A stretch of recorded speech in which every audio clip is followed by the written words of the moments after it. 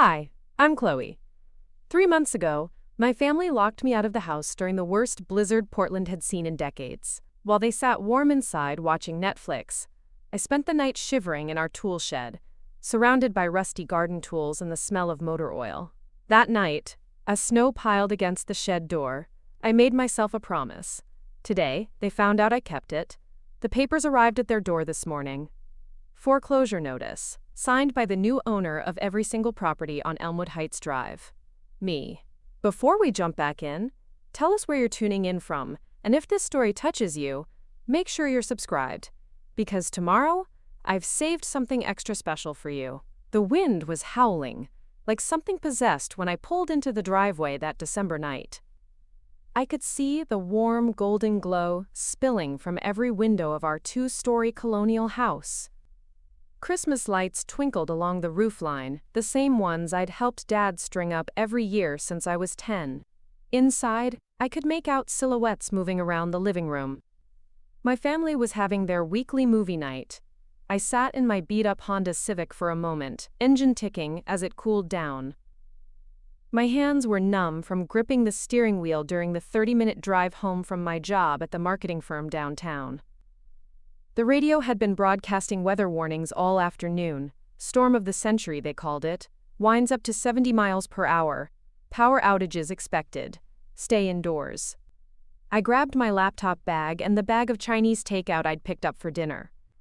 Mom never cooked on Fridays anymore. Not since Natalie moved back home after her wellness coaching business started taking off. Everything revolved around Natalie's schedule now. Her yoga sessions, her content creation, her brand partnerships that required perfect lighting and 0 interruptions. The front door was locked. That was the first sign something was wrong. We never locked the front door when everyone was home.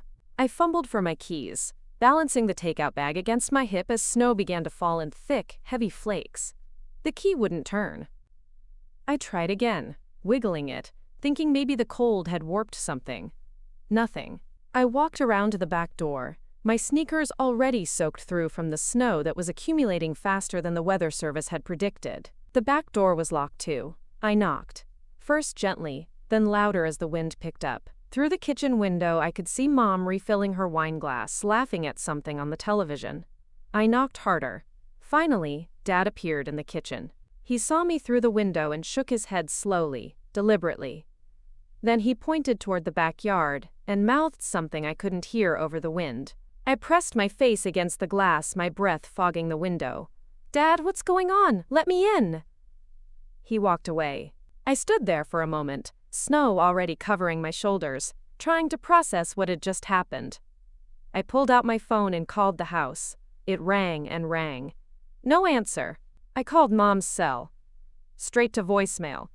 Natalie's phone was apparently turned off.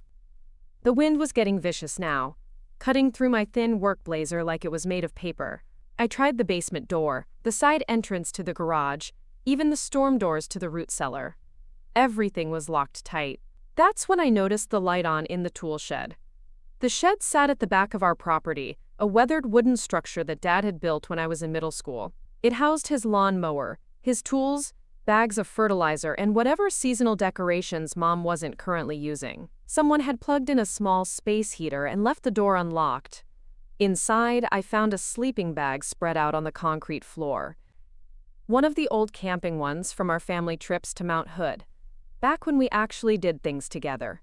There was a pillow from the guest room, a thermos of what smelled like coffee, and a note written in Mom's handwriting.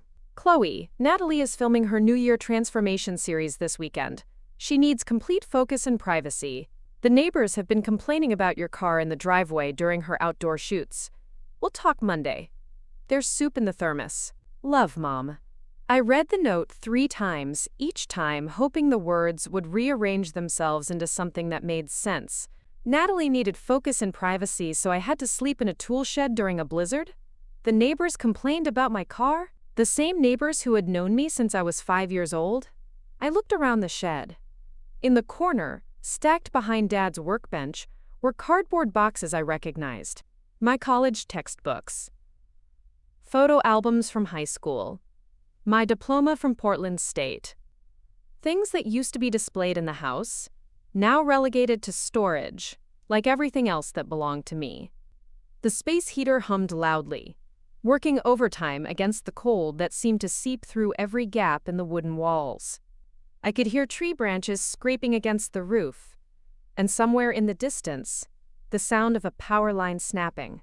I unzipped the sleeping bag and sat down, still wearing my coat. The concrete was so cold I could feel it through the thick fabric. I opened the thermos and poured myself some soup.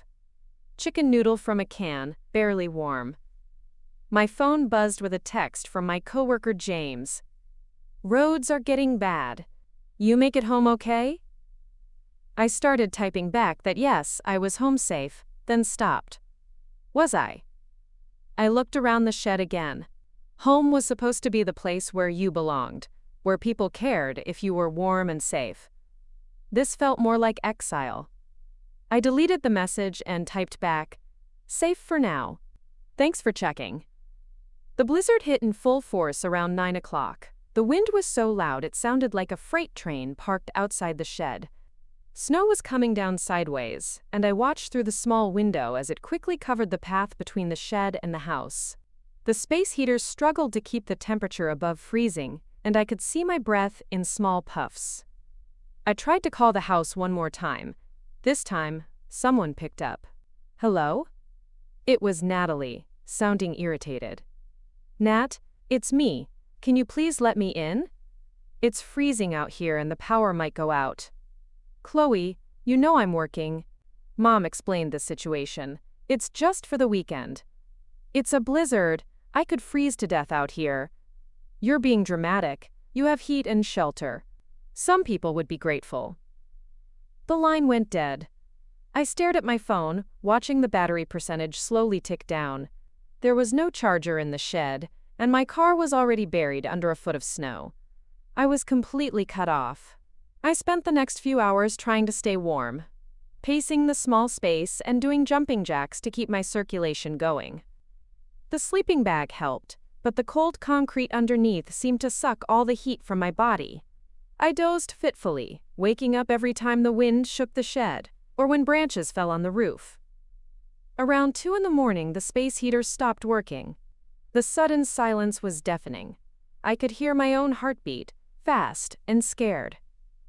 I got up and checked the heater, but the power was out. The whole neighborhood had gone dark. I wrapped myself in the sleeping bag and tried not to panic.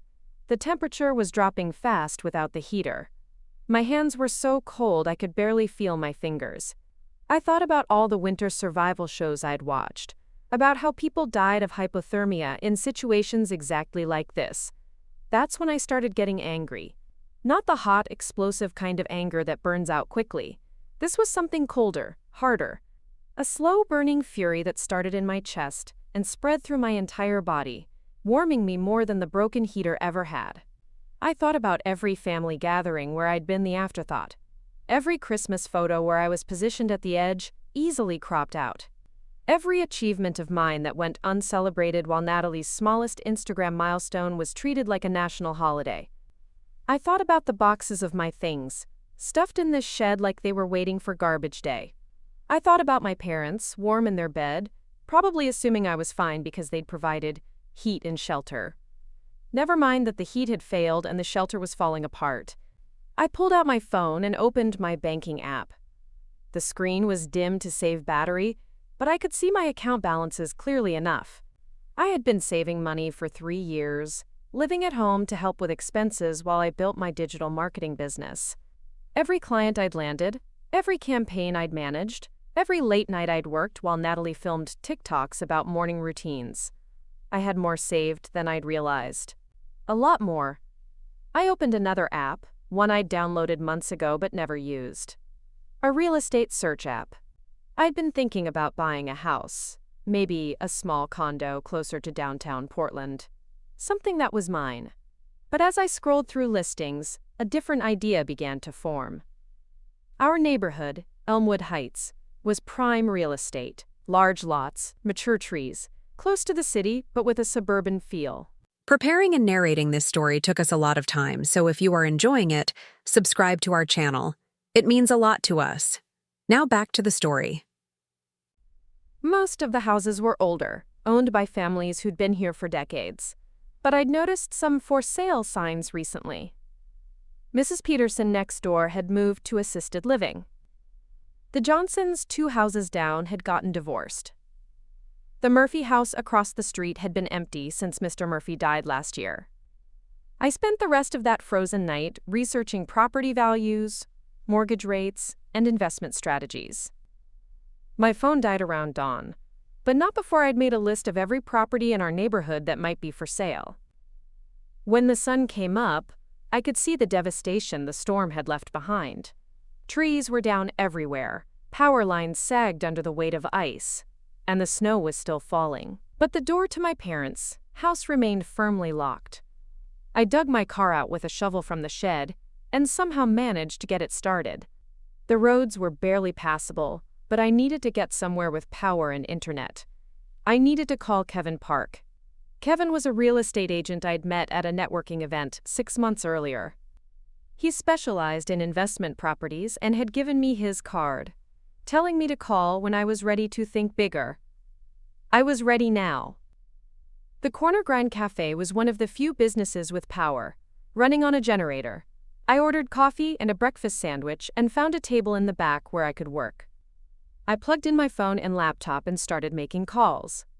Kevin answered on the second ring. "Chloe, how did you survive the storm?" "I heard Elmwood Heights got hit pretty hard." "I survived," I said, and left it at that. "Kevin, I want to buy some properties. Multiple properties. All in the same neighborhood." There was a pause. "That's a big move. Are you thinking about flipping them or rental income?" "Long-term investment. I want to control the entire neighborhood." "Which neighborhood are we talking about?" "Elmwood Heights. Every house that comes on the market. I want to buy it." Kevin was quiet for a long moment. "Chloe, that's going to require serious capital. We're talking millions of dollars." "I understand. Can you pull together a list of everything that's currently for sale or might be coming on the market soon?" "I can do that. But first, we should meet and go over your financing options. This isn't something you want to rush into." We scheduled a meeting for Monday morning. I spent the weekend at a hotel downtown, watching the news coverage of the blizzard damage and planning my strategy. I didn't go home. I didn't call my family. I focused on spreadsheets and loan applications and investment projections. Monday morning, Kevin met me at his office with a folder full of listings. 6 properties in Elmwood Heights were currently on the market. 3 more were likely to list within the next few months. The owners were elderly or dealing with financial problems. Exactly the kind of motivated sellers who might accept quick cash offers. "The Peterson house next to your parents is priced at $450," Kevin said, spreading out the photos. "It's been on the market for 3 months, so they might negotiate." "I'll take it," I said. "What else?" "The Johnson place is asking $600, but they're in a hurry because of the divorce. The Murphy house has been tied up in probate, but that should resolve soon. The heirs just want it gone." "I want all of them." Kevin looked at me carefully. "Chloe, I have to ask, what's driving this?" "It's a huge financial commitment, and it's all concentrated in one small area." "That's risky from an investment standpoint. I thought about waking up in that tool shed, about the broken space heater and the note from my mother, about watching my family eat dinner through a window while I ate cold soup from a thermos.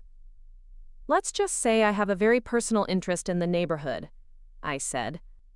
Over the next 2 months, while my family continued to treat me like an inconvenient houseguest, I quietly put together the biggest real estate deal of my life. I secured financing through a combination of conventional mortgages, private loans, and my own savings. I hired Diana Walsh, a lawyer who specialized in real estate transactions, to handle the complex paperwork. The first purchase was the Peterson house. It closed on a Tuesday in February. I didn't tell my parents. I just watched from my bedroom window as the moving truck pulled up next door, and new renters moved in. Good renters. A young family with kids who wouldn't complain about noise or cars in driveways. The Johnson house closed 3 weeks later. Then the Murphy place. By the end of March, I owned 6 properties in Elmwood Heights. 6 houses that I could rent to anyone I wanted, or not rent at all. 6 houses where I controlled who lived there and how they treated their neighbors. My parents noticed something was happening when the 3rd house sold. Dad mentioned it at dinner one night, wondering who was buying up all the properties. Natalie suggested it was probably some out-of-state investor looking to flip houses. "I hope they maintain the character of the neighborhood," Mom said. "I'd hate to see it turn into some trendy development." I just smiled and asked for the salt. The morning everything changed, started like any other. I was working from my bedroom, managing a social media campaign for a Portland restaurant, when I heard Mom screaming from the front yard. Not the kind of scream that meant she'd seen a spider, but pure panic. I looked out my window and saw a man in a suit standing on our front porch, holding a manila envelope. Mom was reading something, her hands shaking. Dad came running from the garage, still wearing his work clothes from the construction site. My phone rang. It was Diana Walsh. "Chloe, the foreclosure papers were delivered this morning. Are you sure you want to go through with this?" I watched my parents on the front lawn. Dad now reading over Mom's shoulder, both of them looking confused and terrified. Natalie appeared in the doorway, her phone in her hand, probably trying to Google what a foreclosure notice meant. "I'm sure," I said. "The property is 90 days behind on payments. I've verified that with the bank. They have until the end of the month to bring the loan current or face eviction proceedings. And if they can't pay, then you'll own their house too, along with the 7 others you've purchased." I hung up and walked downstairs. My family was huddled around the kitchen table, the foreclosure papers spread out between them like a medical diagnosis. They looked up when I entered, their faces pale and lost. "Chloe, something terrible has happened," Mom said, her voice shaky. "Someone is trying to take our house. Some investor has been buying up the whole neighborhood, and now they're forcing us out." Dad was scrolling through his phone, probably looking at bank statements. "I don't understand how we got so behind on payments." I thought the automatic withdrawal was working. "It was working," I said quietly, "until 3 months ago." They all looked at me. Natalie's eyes were red from crying, her perfect makeup smeared. "What do you mean?" I pulled out my phone and opened my banking app. I showed them the screen, the account I'd opened specifically for this purpose. The account where their mortgage payments had been automatically deposited for the past 3 months instead of going to the bank. "I've been paying your mortgage," I said. "Or rather, I've been collecting it. Every payment you thought was going to Cascade Home Loans was actually coming to me." The silence in the kitchen was deafening. Dad's face was turning red, the way it did when he was trying to control his temper. Mom kept looking between the foreclosure papers and my phone like she couldn't make the connection. "That's impossible," Natalie said. "You can't just redirect someone's mortgage payments." "You can if you have power of attorney," I said. "Which I got 3 months ago, when Dad was in the hospital after his accident. Remember? You were all too busy with Natalie's brand collaboration launch to handle the paperwork, so I took care of everything." Dad's accident had been minor, a fall from scaffolding that resulted in a broken wrist and a mild concussion. But it had required someone to make financial decisions while he recovered. I'd volunteered, and everyone had been grateful for one less thing to worry about. "I used that power of attorney to change your automatic payment settings," I continued. "Every month your mortgage payment was deposited into an escrow account I control. I've been saving every penny." Mom stood up abruptly, knocking over her coffee mug. "This is fraud. This is stealing. We'll call the police." "Actually, it's not," I said calmly. "Diana Walsh is one of the best real estate lawyers in Portland. She's been very careful to make sure everything we've done is completely legal. You gave me power of attorney. I used it to redirect funds to an account designated for property management. The fact that I chose not to forward those funds to the bank is a civil matter, not a criminal one." "But why?" Dad's voice was barely a whisper. "Chloe, why would you do this to us?" I thought about that night in the tool shed, about the space heater that failed, and the note that treated my exile like a reasonable request. About all the times I'd been cropped out of photos, excluded from plans, treated like an unwelcome guest in my own home. Do you remember the blizzard in December? I asked. They exchanged glances. Of course they remembered. It had been the storm of the decade. Do you remember where I spent that night? More glances. Mom's face was starting to crumble as the memory came back. The shed, she whispered. The tool shed, I corrected, with a broken space heater and a thermos of cold soup. While you three watched movies in the warm house, I nearly froze to death because Natalie needed privacy for her content creation. Natalie was crying now, mascara running down her cheeks in black streaks. Chloe, that was just for one night. We didn't know the heater would break. You locked me out during a blizzard, I said, my voice getting stronger. You made me sleep on concrete surrounded by garden tools because your Instagram was more important than my safety. We're sorry, Mom said, reaching for my hand. We made a mistake. A terrible mistake. But this is insane. You can't take our home because of one bad night. It wasn't one bad night, I said, pulling my hand away. It was 26 years of being the afterthought, the inconvenience, the one who could be shoved aside whenever something more important came along. I walked to the kitchen window and looked out at the neighborhood I now controlled. The Peterson house, where I'd installed tenants who actually loved having kids play in their yard. The Johnson house, where a retired teacher lived quietly and never complained about anything. The Murphy house, now home to a young couple who worked night shifts and slept during the day, respecting their neighbors' schedules. I own 7 houses on this street, I said without turning around. In 3 months, I'll own 8. Your house will be mine too, and you'll have 30 days to find somewhere else to live. Unless what? Dad asked desperately. Unless nothing, I said, finally turning to face them. There are no conditions, no apologies that will fix this, no promises that will change my mind. You taught me that family means nothing when it's inconvenient, so I'm treating you the way you treated me, like you don't exist. I walked to the stairs, then paused. Oh, and Natalie? I'd start looking for a new filming location. The new owner isn't going to be as accommodating about your content creation needs. I went upstairs to pack. I had a meeting with Kevin Park in an hour to look at properties in a different neighborhood. It was time to buy a home of my own, somewhere I'd never have to sleep in a tool shed or eat cold soup from a thermos. Somewhere I'd never have to beg to be treated like family. Behind me, I could hear voices escalating in the kitchen. Natalie was sobbing about her brand partnerships and how this would ruin her reputation. Dad was on the phone with someone, probably the bank, his voice getting louder and more frustrated with each passing minute.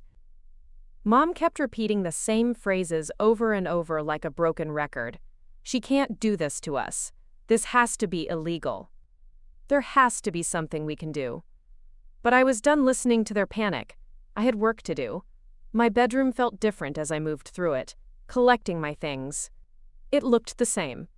The pale blue walls I'd painted in high school, the desk where I'd written college application essays, the window that looked out over the backyard where I'd spent that frozen night in December. But it didn't feel like mine anymore. It felt like a museum exhibit of someone I used to be. I packed systematically, the way I'd learned to organize my business projects. Essential items first: laptop, chargers, important documents. Then clothes, choosing pieces that would work for client meetings and casual days. I left behind the childhood mementos, the participation trophies, the photo albums full of family pictures, where I always seemed to be standing slightly apart from everyone else.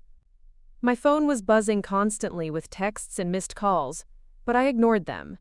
There would be time to deal with the aftermath later. Right now, I needed to focus on the next phase of my plan. Kevin Park was waiting for me at a coffee shop in the Pearl District, his laptop open and real estate listings scattered across the table. He looked up as I approached, his expression unreadable. "Chloe," he said carefully, "I just got off the phone with Diana Walsh. She filled me in on what happened this morning." I sat down across from him and ordered a latte from the passing server. And I have to ask if you're absolutely certain about this path you're taking." what you've done to your family. It's legal, but it's also nuclear. There's no coming back from this. I thought about Mom's face when she'd realized what I'd done. The shock, the betrayal, the desperate scrambling for a solution that didn't exist. 3 months ago, that expression would have broken my heart. Today, it felt like justice. "I'm certain," I said. "Show me the properties." Kevin slid a folder across the table. I found 3 possibilities in Southeast Portland. All in good neighborhoods, all move-in ready. This one, he pointed to the first listing, is a craftsman bungalow near Hawthorne. 2 bedrooms, 1.5 baths, original hardwood floors. It's been updated but maintains the character. I flipped through the photos. The house was beautiful, warm and inviting in a way my family's house had never been. Large windows, built-in bookshelves, a kitchen with enough space for someone who actually enjoyed cooking. What's the timeline? The sellers are motivated. They've already relocated to Seattle for work. We could close in 30 days if your financing is in order. It's in order, I said. What about the other 2? The second property was a modern townhouse closer to downtown, all clean lines and open floor plans. The third was a mid-century ranch with a huge backyard and mountain views. All of them were beautiful. All of them were mine if I wanted them. "I'll take the craftsman," I said after reviewing all 3 listings. "Can you call them today?" Kevin nodded and made a note in his planner. "Chloe, can I ask you something?" I waited. "The neighborhood you've been buying up, the foreclosure on your family's house. What's the end game here? Are you planning to sell everything and move away? Turn it into rental properties? I need to understand your long-term strategy." I sipped my latte and watched people walking by on the street outside. Young professionals heading to meetings. Parents pushing strollers. Elderly couples holding hands as they window shopped. Normal people living normal lives where family meant support and safety, not exile to tool sheds during blizzards. "The end game is control," I said finally. For 26 years, I lived at the mercy of people who didn't value me. They made decisions about my life, my comfort, my worth, and I had no say in any of it. Now I have the power, I own their world, and they have to live with the consequences of how they treated me. And after they're gone? After they move away and find somewhere else to live? Then I'll have a beautiful neighborhood full of people who treat each other with respect. People who don't lock their family members out during storms, or prioritize social media over basic human decency. Kevin closed his laptop and gathered the listings. "I'll call the sellers of the Craftsman house. We should hear back by tomorrow." After Kevin left, I sat alone in the coffee shop for another hour, watching the afternoon crowd filter in and out. My phone had finally stopped buzzing. Either my family had given up trying to reach me, or they were too busy dealing with lawyers and bank representatives to keep calling. I pulled out my laptop and checked my business email. 3 new client inquiries had come in overnight, including one from a Portland-based tech startup that wanted help launching a major product campaign. The kind of account that could set me up financially for the next 2 years. This was what I was good at. Building something from nothing. Creating success through careful planning and relentless execution. My family had never understood that about me. They saw Natalie's Instagram followers and thought that was real achievement. They never bothered to learn about my clients, my revenue, my reputation in the digital marketing world. I responded to the inquiries and scheduled consultations for the following week. Then I opened a new document and started planning the next phase of my neighborhood acquisition strategy. 2 more houses on Elmwood Heights Drive were likely to come on the market within the next 6 months. The elderly couple at the corner house had been talking about moving to Arizona. The family 3 houses down from my parents were having financial difficulties. Dad had mentioned it a few weeks ago, back when he still talked to me about neighborhood gossip. I could be patient. I could wait for them to list their properties the conventional way, then swoop in with cash offers they couldn't refuse. Or I could be more proactive, approaching them directly through Kevin with pre-market offers. The corner house would be key. It sat at the entrance to our small cul-de-sac, the first thing anyone saw when they turned onto Elmwood Heights Drive. If I owned that property, I could control who was welcomed into the neighborhood and who wasn't. I was deep in property research when Diana Walsh called. "Chloe, we need to talk. Your father has hired an attorney." I expected he would. Is there a problem? Not exactly a problem, but they're exploring every possible legal challenge. Fraud charges, abuse of power of attorney, financial elder abuse. None of it will stick, but they're going to make noise. I felt a familiar tightness in my chest. The same feeling I'd had as a child whenever Dad raised his voice, or Mom gave me that look of disappointed disapproval. The part of me that had spent decades trying to be good enough, quiet enough, unobtrusive enough to earn their love. But that part was smaller now, almost drowned out by something harder and more certain. "Let them make noise," I said. "We have documentation for everything." The power of attorney was legally granted. The fund redirection was within the scope of that authority. They can't prove fraud because there wasn't any. What about the emotional aspect? A jury might sympathize with parents who are losing their family home. A jury might also sympathize with a daughter who was locked out of that family home during a blizzard and left to freeze in a tool shed. Diana was quiet for a moment. "Chloe, I have to ask, are you prepared for how ugly this might get? Family legal battles have a way of bringing out the worst in people." I thought about the boxes of my belongings, stacked in that shed like they were waiting for garbage day. I thought about the family photos where I'd been cropped out, the achievements that went uncelebrated, the years of being treated like an inconvenient houseguest in my own home. "It's already ugly," I said. "I'm just evening the score." That evening, I checked into a hotel downtown rather than going back to my parents' house. I couldn't stomach the idea of sleeping under their roof, pretending everything was normal while they scrambled to undo what I'd done. The hotel room was small but clean, with a view of the Willamette River and the city lights beginning to twinkle in the dusk. I ordered room service, real food, not takeout eaten alone in my childhood bedroom, and opened my laptop to work on client projects. Around 9 o'clock, there was a soft knock at my door. I looked through the peephole and saw Zara Thompson standing in the hallway, holding a bottle of wine and looking nervous. Zara had been my best friend since college, though we'd drifted apart in recent years as she'd gotten married and started a family while I'd focused on building my business. She was one of the few people who knew how my family really treated me, who'd witnessed their casual dismissals and thoughtless cruelty over the years. I opened the door. "How did you find me?" "Kevin Park told James Chen you were staying downtown, and James told my husband, and David told me." She held up the wine. "I brought reinforcements." I let her in, and we sat on the small couch by the window. Zara opened the wine with the corkscrew from the minibar, while I filled her in on everything that had happened since the blizzard. "Holy shit, Chloe," she said when I finished. "You actually did it. You bought their whole neighborhood." "Most of it. I'll own all of it soon." "And they have no idea it was you?" "They do now. I told them this morning." Zara poured wine into 2 hotel glasses and handed me one. "How do you feel?" It was a simple question, but I found myself struggling to answer. How did I feel? Victorious? Vindicated? Terrified? All of those things seemed too small to contain what was happening inside me. "Free," I said finally.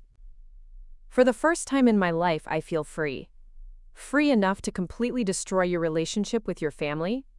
I sipped the wine, a decent Pinot Noir that tasted like celebration and endings all at once. "Zara, what relationship? They locked me out of the house during the worst storm of the year. They've been systematically erasing me from their lives for decades. What exactly am I destroying? The possibility that things could get better. The chance that they might change, apologize, make things right. They had 26 years to make things right. They had hundreds of opportunities to choose me, to value me, to treat me like I mattered. Instead, they chose Natalie every single time." Zara was quiet for a long moment, swirling wine in her glass. "Do you remember when we were seniors in college, and you got that internship at the marketing firm downtown?" I nodded. It had been a competitive program, one of only 3 spots available to students from any Portland university. "You called your parents to tell them, And your mom's first response was to ask if it would interfere with Natalie's graduation party planning. I remember, even then I thought it was fucked up. You'd just landed this amazing opportunity, something that could launch your entire career, and she was worried about party planning. What's your point? My point is that you've been dealing with this for a lot longer than just the blizzard night. Maybe what you're doing isn't revenge. Maybe it's just boundaries. Really expensive, legally complex boundaries. I looked out at the city lights reflecting on the river. Tomorrow, I would start the paperwork to purchase my own house. In 30 days, I would have a home that belonged entirely to me, where no one could lock me out or treat me like an unwelcome guest. In 90 days, my family would lose their home. They would have to pack up their lives and start over somewhere new, somewhere I couldn't control their world or dictate their choices. Zara, I said, do you think I'm being too harsh? She considered the question seriously, the way she always did when I asked for her honest opinion. I think, she said slowly, that sometimes the only way to save yourself is to walk away from people who are drowning you, even if those people are family. But this isn't just walking away, this is nuclear. Maybe that's what it takes. Maybe some situations can't be fixed with conversations, or therapy, or time. Maybe sometimes you have to choose between their comfort and your sanity. We finished the wine as the city settled into its nighttime rhythm below us. Zara left around midnight, hugging me tightly before she went. Whatever happens next, she said, I'm proud of you for finally putting yourself first. After she left, I stood at the window, looking out at Portland's skyline. Somewhere out there, my family was probably still awake, making phone calls to lawyers and friends, trying to figure out how to undo what I'd done. They would fail. Not because I was being cruel, but because I had been methodical. Every step I'd taken was legal, documented, irreversible. I had learned from the best teachers possible, them. They had shown me what it felt like to be powerless, to have important decisions made without my input, to watch helplessly as my life was shaped by people who didn't care about my well-being. Now they would learn those lessons too. I opened my laptop and checked my business accounts one more time before bed. The tech startup had responded to my email, eager to schedule a consultation for next week. Another client had sent a bonus payment for a campaign that had exceeded their expectations. My phone showed 17 missed calls and 43 unread text messages, all from my family. I turned it off without reading them. Tomorrow would bring new challenges, new phases of this complex game I was playing. But tonight, for the first time in months, I would sleep peacefully. No blizzards, no broken space heaters, no tool sheds. Just a comfortable hotel room, room service, and the satisfaction of knowing that I had finally stopped begging for scraps from people who would never see me as worthy of a full meal. The Craftsman house smelled like fresh paint and possibility when Kevin handed me the keys 3 weeks later. I stood in the empty living room, sunlight streaming through the original leaded glass windows, and felt something I hadn't experienced in years. The certainty that I belonged somewhere. The previous owners left the garden tools in the basement storage room, Kevin said, consulting his clipboard. And there's a small shed in the backyard if you need extra space for lawn equipment. I almost laughed at the irony. My new home came with a shed, but this one would be used for storing rakes and fertilizer, not as emergency housing for unwanted family members. Perfect, I said, running my hand along the built-in bookshelves. When can I start moving in? Today, if you want. All the utilities are connected, and the sellers left the appliance manuals on the kitchen counter. After Kevin left, I walked through my house slowly, claiming each room with my presence. The master bedroom faced east, with windows that would let in morning light. The second bedroom would be my office, with space for a proper desk and client meeting area. The kitchen was small but efficient, with room for cooking actual meals instead of reheating takeout. I called a furniture store and arranged for delivery of the basics: bed, dresser, couch, dining table. Nothing fancy, but everything mine. No shared spaces, no negotiations about who got to use the living room for what purpose. My phone had been silent all morning, which was unusual. Normally, I'd have at least a few client emails or business calls by now. I checked the settings and realized I'd forgotten to turn it back on after shutting it off the night before. When the phone powered up, it immediately began buzzing with notifications. 17 new voicemails, dozens of text messages, and 43 missed calls. Most were from family members, but there were also several from numbers I didn't recognize. I listened to the first voicemail. It was from Mom, her voice tight with barely controlled panic. "Chloe, it's your mother. We need to talk. This whole situation has gotten completely out of hand. Your father had to go to the emergency room last night because of his blood pressure. The stress is killing him. You have to stop this madness and come home so we can work things out like a family." The second message was from Natalie, sobbing so hard I could barely understand her words. "Chloe, please, I'm begging you. I know we made mistakes, but this is ruining everything. My followers are asking questions about why I'm not posting from home anymore. My brand partnerships are starting to ask if there are legal issues. You're destroying my entire career over one stupid night. Please call me back." The third voicemail was from Dad, and his voice was different. Not angry or frustrated, but hollow. Defeated. "Honey, I don't understand what we did that was so terrible that you'd want to take our home away. I know we weren't perfect parents, but we loved you. We still love you. Can't we sit down and talk about this? There has to be a way to fix this mess." I deleted all the messages without listening to the rest and focused on the business calls instead. The tech startup wanted to move forward with a 6-month contract. A local restaurant chain was interested in a social media overhaul. A Portland-based nonprofit needed help with their fundraising campaign. Real work, real success, real relationships based on mutual respect and fair compensation. I spent the afternoon setting up my home office and returning business calls. By evening, I had signed 2 new clients and scheduled consultations with 3 more. My revenue for the month was already higher than any previous month in my company's history. Around 7 o'clock, as I was unpacking boxes in my new kitchen, someone knocked on the front door. I looked through the window and saw Diana Walsh standing on my porch, holding a thick manila envelope. "Diana," I said, opening the door. "I wasn't expecting you." "We need to talk," she said, and I could tell from her expression that the news wasn't good. "Can I come in?" We sat at my new dining table, the envelope between us like evidence in a trial. "Your family's attorney filed an injunction this afternoon," Diana said. "They're trying to freeze all your real estate transactions, pending a full investigation into the power of attorney situation. Can they do that?" "They can try. The judge will review the case and decide whether there's enough evidence of wrongdoing to warrant a temporary restraining order. If he grants it, you won't be able to buy or sell any properties until the matter is resolved." I felt the familiar tightness in my chest, the old fear of having my choices taken away by people who claimed to know what was best for me. What are our chances? Good, but not guaranteed. The power of attorney was legally granted and properly executed. The fund redirection was within the scope of your authority. But judges are unpredictable, especially when family dynamics are involved.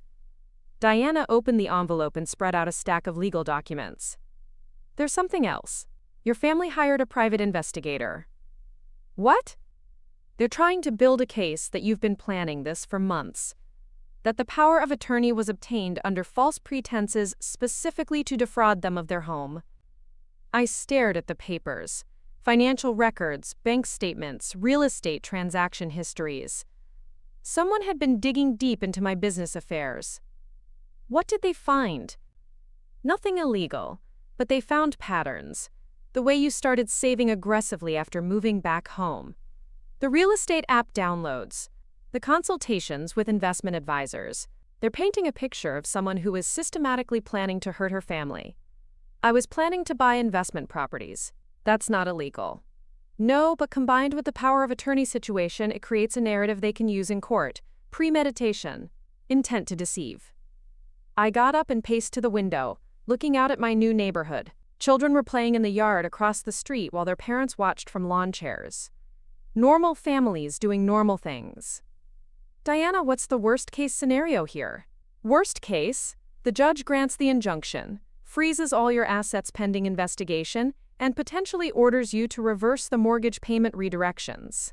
You could lose the houses you've already bought, and your family gets to stay in their home. And best case? Best case? The judge sees through their emotional manipulation and recognizes that you acted within your legal rights. The injunction gets denied, the foreclosure proceeds as scheduled, and you continue building your real estate empire. I turn back to face her. What do you recommend? Diana gathered the papers and returned them to the envelope. I recommend we prepare for war.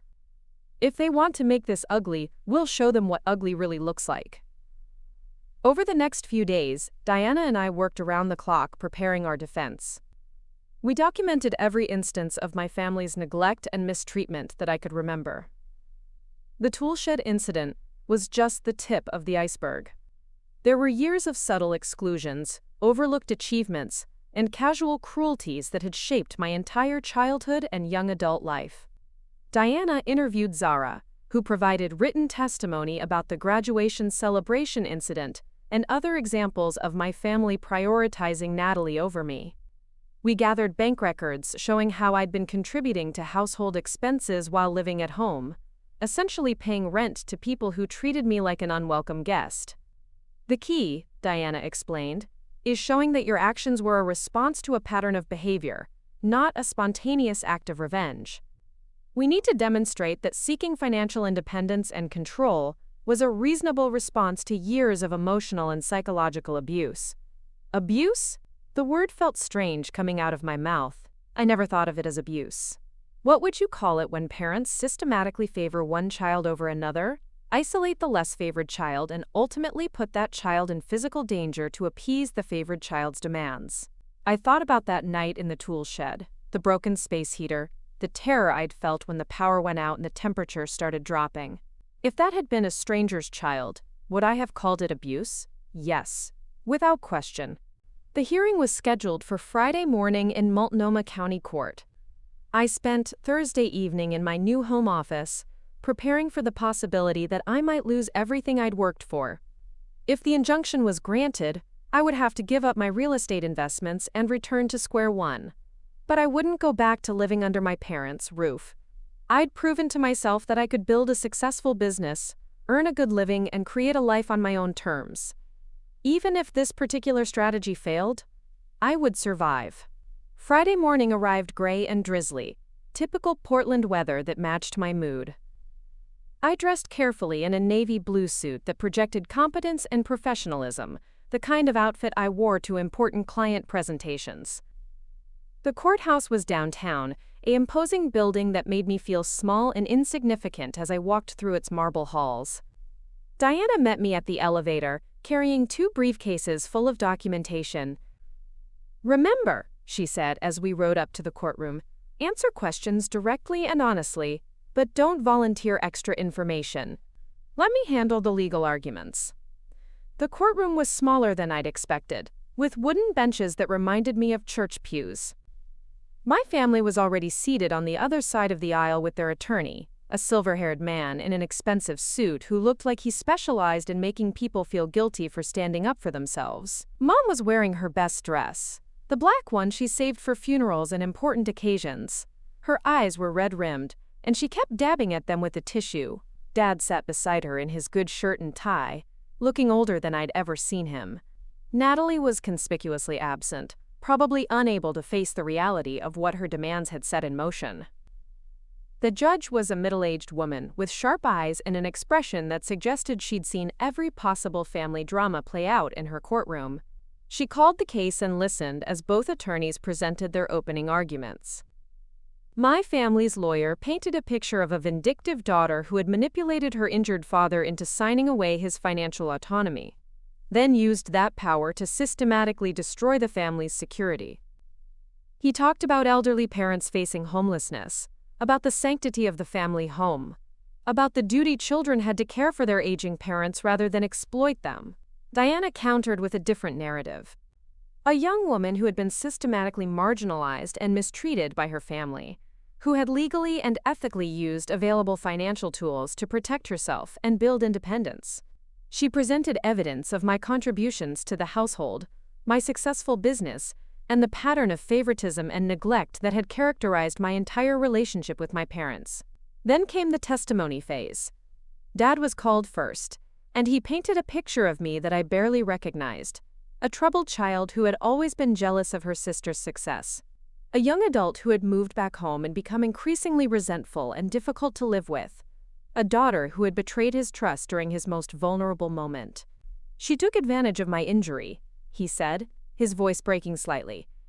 I was in pain, confused from the concussion, and I trusted her to help manage our affairs. I never imagined she would use that trust to destroy our family. Under cross-examination, Diana got him to admit that I had been paying rent while living at home, that I had been excluded from family activities and photographs, and that I had been forced to sleep in the tool shed during the blizzard. Mr. Rodriguez, Diana said, when you made the decision to lock your daughter out of the house during a severe weather emergency, did you consider that she might freeze to death? She had heat in the shed. We made sure she was safe. Safe? The space heater malfunctioned, and she nearly died of hypothermia. Were you aware of that? Dad's face flushed red. The heater was working when we set it up. But you didn't check on her during the night to make sure she was okay? No. We assumed she was fine. You assumed? You didn't know. You prioritized your other daughter's content creation over this daughter's physical safety, and when the equipment you provided failed, you had no idea she was in danger. Quote, objection. My family's lawyer called. Argumentative. Sustained, the judge said, but I could see that the point had been made.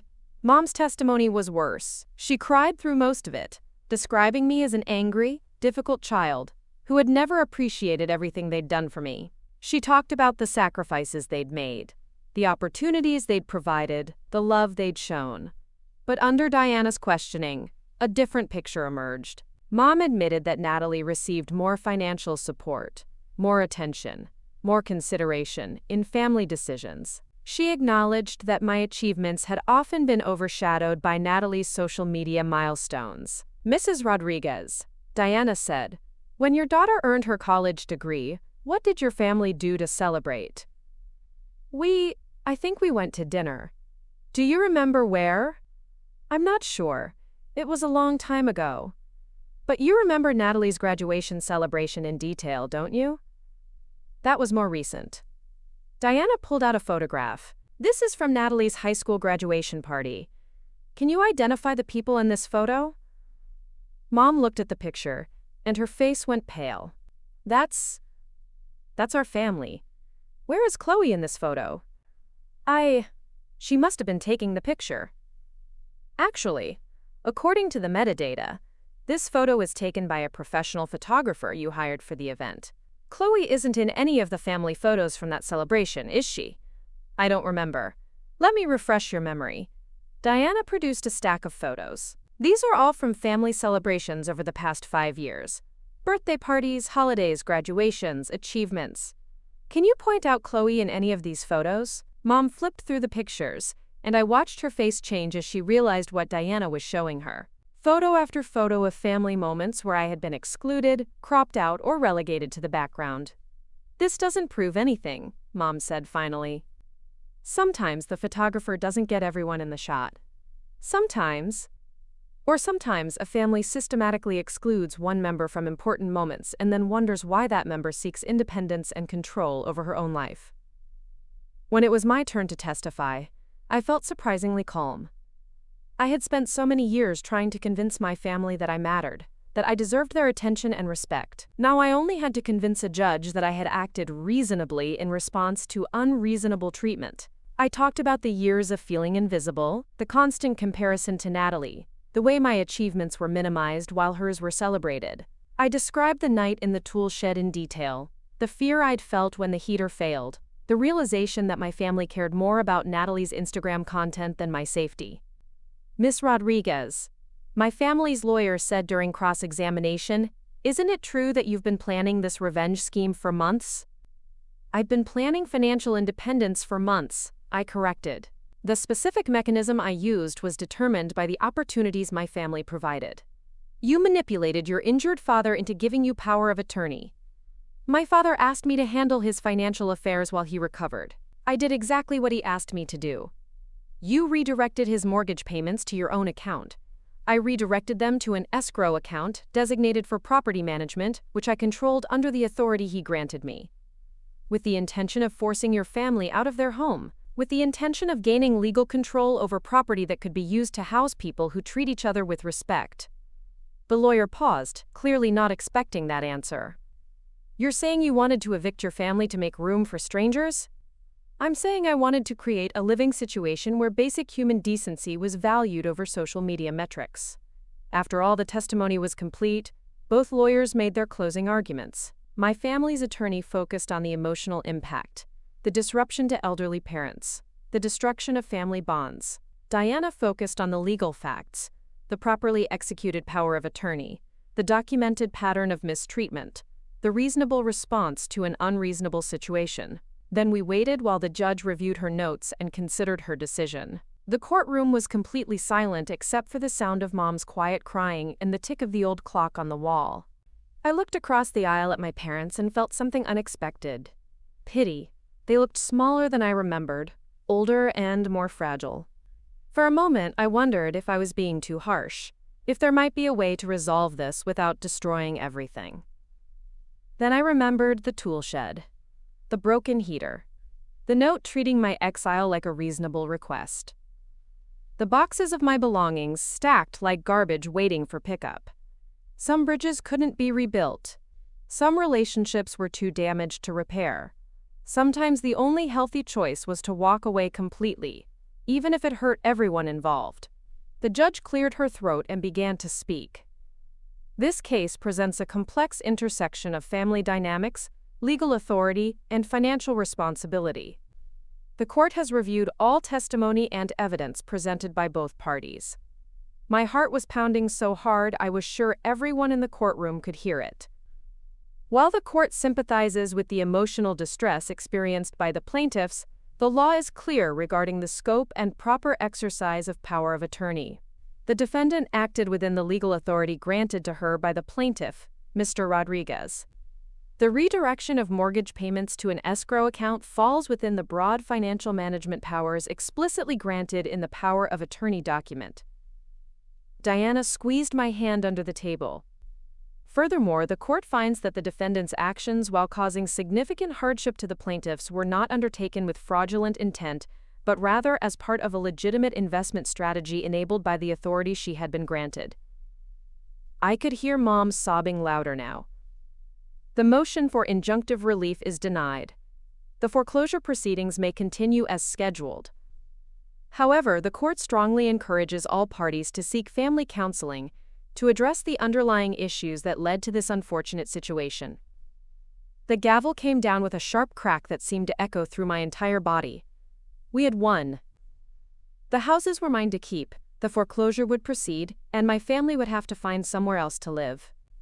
But as I watched my parents gather their things with shaking hands, I realized that victory felt different than I had expected. Not triumphant or satisfying, but hollow. Final. Like the last door closing on a house I would never enter again. 2 weeks after the court ruling, I stood in the empty Peterson house next door to my childhood home, watching through the window as a moving truck pulled into my parents' driveway. The truck was smaller than I'd expected, not nearly large enough to hold 26 years of accumulated family memories. Diana had called that morning to confirm that the foreclosure had been finalized. My parents had 3 days to vacate the property before the sheriff would arrive to escort them out. They had found a rental apartment across town, a 2-bedroom place that would force them to downsize dramatically. "They'll be okay," Diana had said, though her tone suggested she wasn't entirely convinced. "Your father's construction business is still viable. They'll rebuild." I wasn't so sure. Dad looked exhausted every time I saw him through the windows, his shoulders permanently hunched as if he were carrying invisible weight. Mom moved through the house like a ghost, packing boxes with mechanical precision, her face empty of expression. Natalie had disappeared entirely. According to neighborhood gossip, she'd moved in with her boyfriend in southeast Portland, far from the Elmwood Heights area where her brand had been built. Her Instagram account had gone dark after the court case made local news. Apparently, wellness influencers weren't supposed to have messy family legal battles that ended up in the Portland Tribune. The Peterson house still smelled like the elderly woman who had lived there for 40 years. Lavender sachets and old wood polish, Sunday dinners and quiet afternoons. I had big plans for the property, but standing in the empty rooms, I felt the weight of displacing another family, even if they had chosen to sell. Kevin Park arrived at noon with the final set of keys and a clipboard full of paperwork to sign. The Johnson house had officially closed that morning, bringing my total ownership on Elmwood Heights Drive to 7 properties out of 12. The Martinez family at the corner is getting nervous, Kevin said as we walked through the Peterson house, checking that everything was in order. They've been asking around about property values, whether someone is trying to force them out. Are they interested in selling? Maybe. But they're scared. There are rumors in the neighborhood about what you did to your family. Some people think you're some kind of corporate vulture, buying up properties to flip them for profit. I ran my hand along the built-in dining room hutch, imagining what kind of family might live here next. Someone who would appreciate the craftsmanship, who would maintain the garden Mrs. Peterson had tended for decades. What do you think, Kevin? Do you think I'm a vulture? He was quiet for a moment, considering the question seriously. I think you're someone who found a way to take control of a situation that was hurting you. Whether that makes you a vulture or a survivor depends on your perspective. And from your perspective? From my perspective, you're my client. And you've been nothing but professional and honest in all our dealings. What happened with your family is between you and them. After Kevin left, I drove through the neighborhood slowly, looking at each house with new eyes. The Williams family in the blue colonial had lived there since before I was born. Their kids had grown up and moved away, leaving them rattling around in a house that was too big for 2 people in their 70s. The Chen family in the modern ranch had been talking about relocating closer to their daughter in Seattle. The Murphy house, which I already owned, sat empty while I decided what to do with it. The Hendersons were young, probably safe in their mortgage payments, but their house needed significant repairs that might strain their budget. The corner property belonged to the Martinez family that Kevin had mentioned. And beyond that was the cul-de-sac where 3 more houses completed our small neighborhood. I could own all of it within a year if I played my cards right.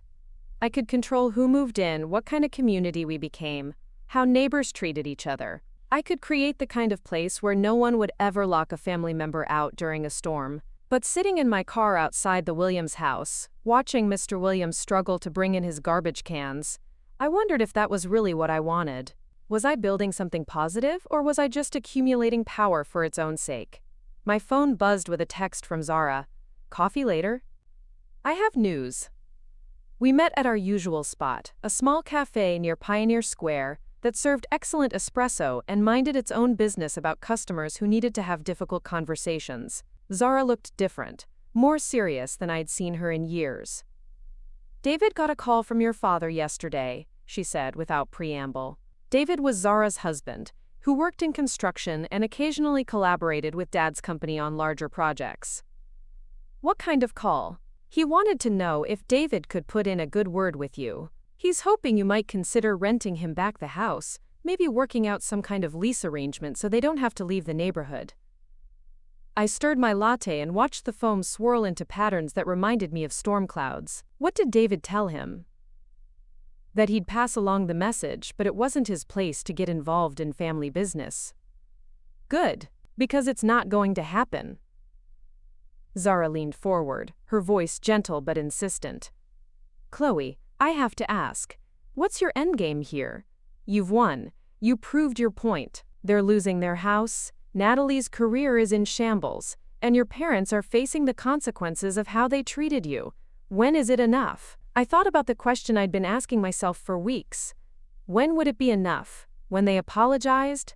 When they acknowledged the years of damage they'd done? When they learned to value me the way they'd always valued Natalie? It's not about punishment anymore, I said finally. It's about protection. I can't trust them not to fall back into the same patterns if I give them any opening. The only way to be safe from them is to be completely separate from them. But you're not separate. You're more entangled than ever. You own their neighborhood, you control their housing situation, you're still making decisions that affect their daily lives. She was right, of course. True separation would have meant walking away entirely, letting them keep their house and their illusions while I built a life somewhere else. Instead, I had chosen to stay close enough to watch them face the consequences of their choices. Maybe I am still too involved, I admitted, but I needed them to understand what it felt like to be powerless. To have someone else making decisions about their basic needs without considering their feelings or their safety. And now they understand. So what's next? Before I could answer, my phone rang. It was Diana Walsh. Chloe, we have a problem. Your parents have filed for bankruptcy. I stepped outside the cafe to take the call, leaving Zara at our table. What does that mean for the foreclosure? It complicates things. The bankruptcy court will review all their debts and assets, including the house. There's a chance they could get permission to stay in the property while they reorganize their finances. For how long? Potentially months. Maybe longer if they can demonstrate that they're making good faith efforts to catch up on payments. I felt the old familiar tightness in my chest, the panic that came with losing control of a situation. But the foreclosure was finalized. You said it was over. The foreclosure was finalized, but bankruptcy law supersedes state foreclosure procedures. They're essentially asking the federal court to protect them from creditors while they get back on their feet. Can they do that, after everything we went through in court? They can try. The bankruptcy judge will decide whether their filing is legitimate or if it's an abuse of the system. Given that they transferred significant assets to you through the power of attorney arrangement, there might be questions about whether this is a strategic bankruptcy designed to avoid consequences. After Diana hung up, I stood on the sidewalk outside the cafe, watching Portland's early evening crowd hurry past. Commuters heading home to families who welcomed them. Students laughing with friends who chose their company. People living normal lives where legal battles with family members weren't a constant presence. When I went back inside, Zara took one look at my face and signaled the server for another round of drinks. More legal problems? I explained the bankruptcy situation while Zara listened with the patient expression she'd perfected during our college years, when I would spiral into anxiety about exams or internship applications. So they're not giving up, she said when I finished. Apparently not. Diana thinks the bankruptcy might be a delay tactic, a way to buy time while they figure out another strategy. What other strategy? I don't know. Maybe they're hoping I'll get tired of fighting and agree to some kind of settlement. Maybe they think public opinion will turn in their favor if they can paint me as the heartless daughter who forced her elderly parents into bankruptcy. Zara was quiet for a long moment, processing everything I'd told her. Chloe, can I ask you something that might be hard to hear? I nodded. Do you miss them? Not the versions of them that hurt you, but the parents you wished they could be?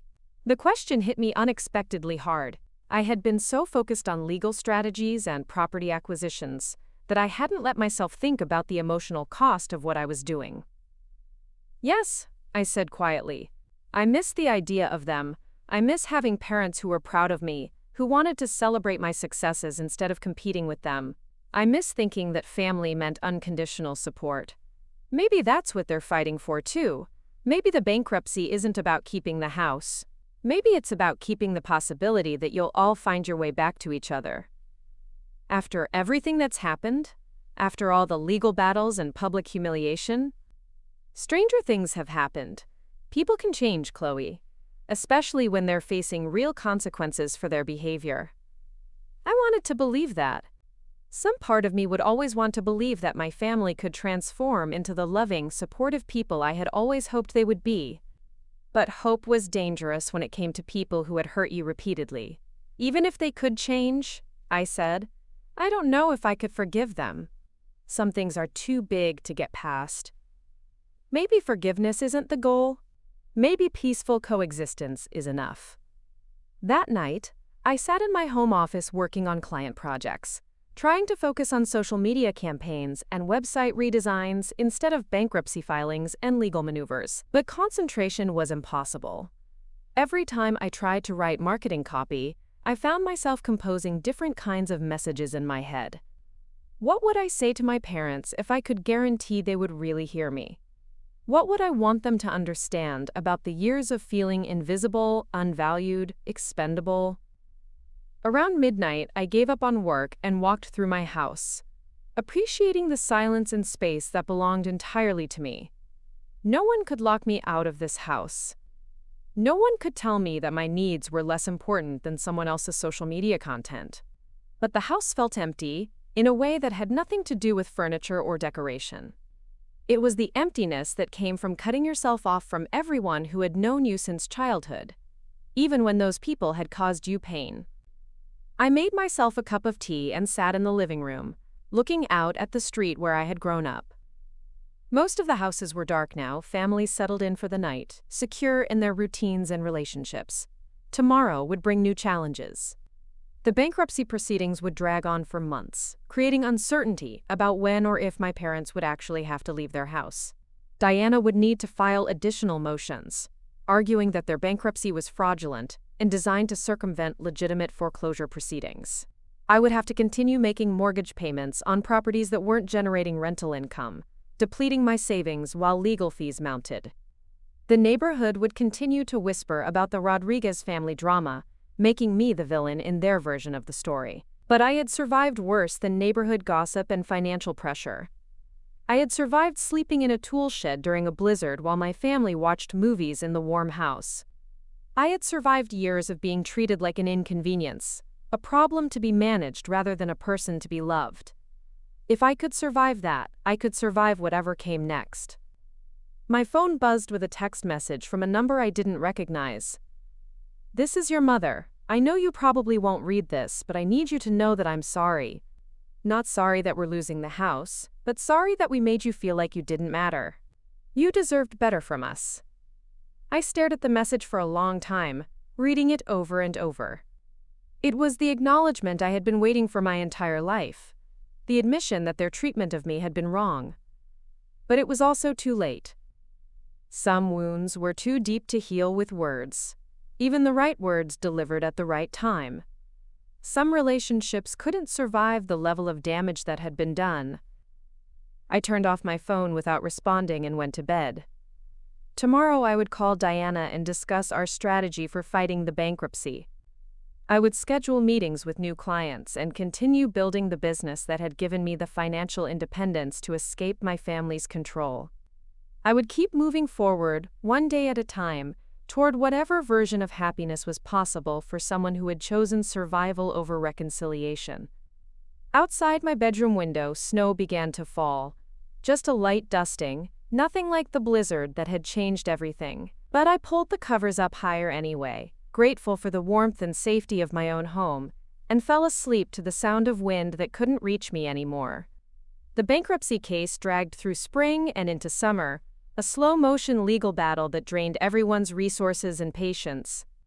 Every month brought new filings, new hearings, new arguments about whether my parents deserved protection from their creditors or were simply trying to avoid the consequences of their financial mismanagement. Diana's prediction proved accurate. The bankruptcy judge was skeptical of their claim from the beginning. During the creditors' meeting in May, the trustee asked pointed questions about the power of attorney arrangement and why they had allowed me to redirect their mortgage payments for 3 months without taking action. "Mrs. Rodriguez," the trustee had said, reviewing a stack of bank statements, "you're claiming that you were unaware your mortgage payments weren't reaching your lender?"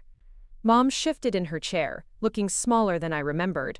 Quote, "We trusted our daughter to handle our finances while my husband recovered from his injury. But you continued to allow this arrangement for 3 months after his recovery? We didn't realize what was happening until it was too late." The trustee turned to Dad. "Mr. Rodriguez, did you review your bank statements during this period? I don't usually look at the statements. My wife handles the household finances." "So you gave your daughter power of attorney, allowed her to redirect significant payments without oversight, and then filed for bankruptcy when the consequences became apparent?" Dad's lawyer objected to the line of questioning, but the damage was done. It was clear that the trustee viewed their bankruptcy filing as an attempt to escape legitimate debts rather than a genuine financial crisis. By July, the writing was on the wall. The bankruptcy court dismissed their case, ruling that they had failed to demonstrate good faith efforts to manage their debts, and had deliberately concealed assets during the filing process. The foreclosure protection was lifted, and they had 30 days to vacate the property. I learned about the court's decision from Diana, not from my family. We hadn't spoken since Mom's text message months earlier, the one I had never answered. According to neighborhood gossip filtered through Kevin Park, Dad's construction business was struggling. The legal fees and time spent in court had cost him several major contracts. Natalie had moved to Los Angeles, apparently trying to rebuild her brand in a market where no one knew about her family's legal troubles. The day before the sheriff's eviction was scheduled, I drove through Elmwood Heights to check on the properties I owned. 7 houses now, with the Martinez family having finally agreed to sell after months of pressure from neighbors who blamed them for property values declining due to all the negative publicity. The Martinez house sat at the corner of our street, a prime location with mature oak trees and a view of Mount Hood on clear days. I had big plans for it, ideas about creating a community garden where neighbors could grow vegetables together, fostering the kind of connections my family had never understood. As I pulled into the driveway of what had once been my childhood home, I saw Mom sitting on the front porch steps. She was alone, wearing the same black dress she'd worn to court, her hair pulled back in a style that made her look older than her 62 years. I sat in my car for several minutes, engine off, trying to decide whether to go inside or drive away. Part of me wanted to avoid this final confrontation, to let the sheriff handle the eviction while I maintained my distance. But another part needed closure, needed to see the end of this story I had set in motion. Mom looked up when I got out of the car, her eyes red-rimmed but determined. "I wondered if you'd come." "Where's Dad?" "Loading the last of our things into the rental truck. We'll be out by evening." I sat down on the steps beside her, maintaining enough distance that we wouldn't accidentally touch. The porch looked different than I remembered, smaller and more worn. The paint was peeling around the window frames, and the flower boxes Mom had always maintained were empty, filled with dead soil. "Your father wants to talk to you," Mom said quietly. "He's been practicing what he wants to say for weeks." "And you?" I said what I needed to say in that text message. "I'm sorry, Chloe. Not just for the shed that night, but for all of it, for making you feel invisible in your own family." I had imagined this conversation hundreds of times over the past year. In some versions, I was angry and righteous, laying out every hurt and disappointment they had caused. In others, I was magnanimous and forgiving, offering them a chance at redemption. But sitting there beside the woman who had raised me, I felt mostly empty. "Do you understand why I did this?" I asked. Mom was quiet for a long time, staring out at the street where I had learned to ride a bicycle, where I had waited for school buses, where I had watched other families through their windows, and wondered why mine felt different. "I think so," she said finally. "You needed us to know what it felt like to be powerless, to have someone else making decisions about your life without considering your feelings. And do you know what it feels like now?" "Yes. And I hate it. I hate feeling like a victim, like someone whose needs don't matter. I hate having my security depend on someone else's mercy." She turned to look at me directly for the first time since I'd arrived. "Is that how we made you feel? Your whole life?" "Most of it, yes. God, Chloe, I never realized. We thought we were being fair, giving Natalie more attention because she needed it, because she was more demanding. But we weren't thinking about what that meant for you. You were thinking about what was easiest for you. It was easier to give Natalie what she wanted than to deal with her tantrums. It was easier to overlook my needs because I didn't make noise about them." Dad emerged from the house carrying a box of kitchen items, his face drawn and exhausted. When he saw me sitting with Mom, he set the box down on the porch and sat on the other side of her. "Chloe," he said, his voice rough with emotion, "I owe you an apology that's about 20 years overdue." "Dad, you don't need to." "Yes, I do. I was a coward. I let your mother and sister make the decisions about family dynamics, because it was easier than standing up for what was right. I saw how they treated you, and I told myself it wasn't that bad, that you were strong enough to handle it." He rubbed his hands together, a nervous gesture I remembered from childhood when he was trying to explain why he'd missed another school play or soccer game. But kids shouldn't have to be strong enough to handle neglect from their own family. That's not strength, that's survival. And I'm sorry I made you survive instead of letting you just be a kid who was loved. I felt tears starting to build behind my eyes, but I pushed them back. Apologies were nice, but they didn't undo decades of damage. They didn't erase the nights I'd gone to sleep feeling unwanted, or the achievements that had gone uncelebrated. "Thank you for saying that," I said. "Both of you. But I need you to understand something. This isn't about punishment anymore. This isn't about making you pay for how you treated me." "Then what is it about?" Mom asked. "It's about creating the life I should have had from the beginning. A place where I matter, where my needs are considered, where I don't have to compete for basic respect and consideration." "You could have had that with us," Dad said.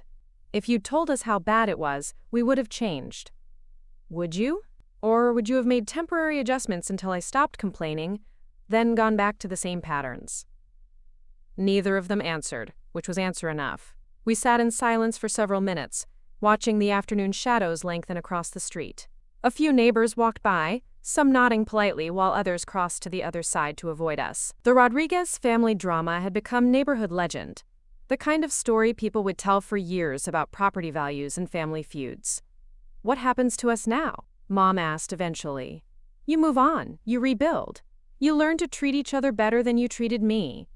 Will we ever see you again?" I considered the question honestly. "I don't know. Maybe at holidays, maybe at family funerals.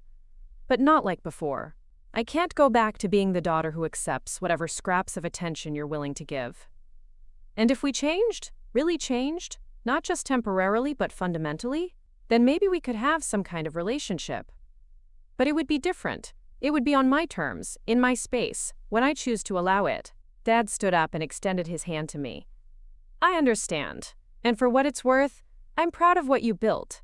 Your business, your independence, even this." He gestured at the neighborhood around us. "It took courage to stand up to us." I shook his hand, surprised by how fragile it felt. "Take care of yourself, Dad. Both of you." Mom hugged me before I left, a quick embrace that felt like both goodbye and apology. "I love you, Chloe. I know I didn't show it very well, but I do love you." "I know you do. In your way."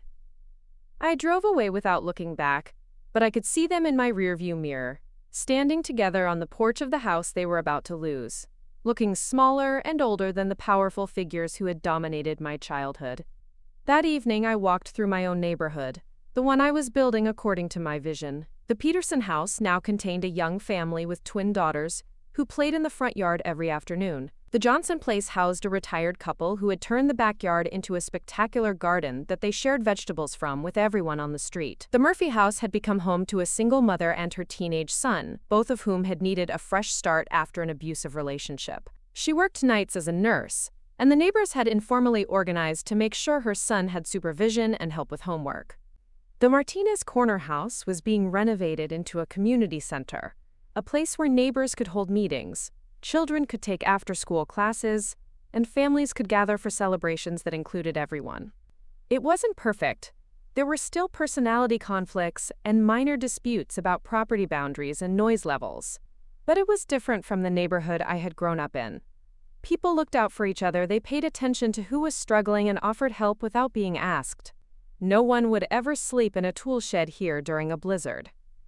6 months later, I received a card in the mail with no return address. Inside was a photo of Mom and Dad standing in front of a small house in Beaverton, both of them looking healthier than they had during the legal battle. On the back, Mom had written, "We're learning to be better people. Thank you for making us face what we were." I put the card in a box with other mementos from my old life, things I wasn't ready to throw away, but didn't need to look at every day. Maybe someday I would be able to have a relationship with my parents again. Maybe they would learn to value me the way they had always valued Natalie. Maybe we would find a way to be a family that didn't require anyone to sacrifice their dignity for belonging. But even if that never happened, I had built something good from the ashes of our dysfunction. 8 houses full of people who treated each other with kindness. A business that thrived because I understood what it felt like to be overlooked, and made sure my clients never experienced that. A life that belonged entirely to me, with space for others who earned their place through respect rather than blood relation. On winter evenings, when the wind picked up and snow began to fall, I would sit in my warm living room with a cup of tea, and feel grateful for the shelter I had created. Not just the physical shelter of a house that couldn't be taken away from me, but the emotional shelter of knowing that I would never again have to beg for the basic consideration that every person deserves. Sometimes the neighbors' children would knock on my door, asking if I wanted to join them for sledding or snowman building. I would put on my coat and boots and spend the afternoon playing in the snow with kids who saw me as the interesting woman who lived alone and always had good advice about school projects and friendship drama. These were the family moments I had always wanted, not the forced gatherings where I had to compete for attention or prove my worth, but simple interactions with people who enjoyed my company and valued my presence. Last month, Natalie sent me a friend request on social media.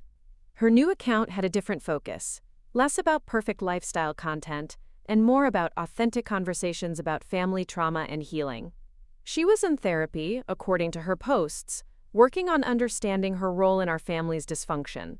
I didn't accept the request, but I didn't block her either.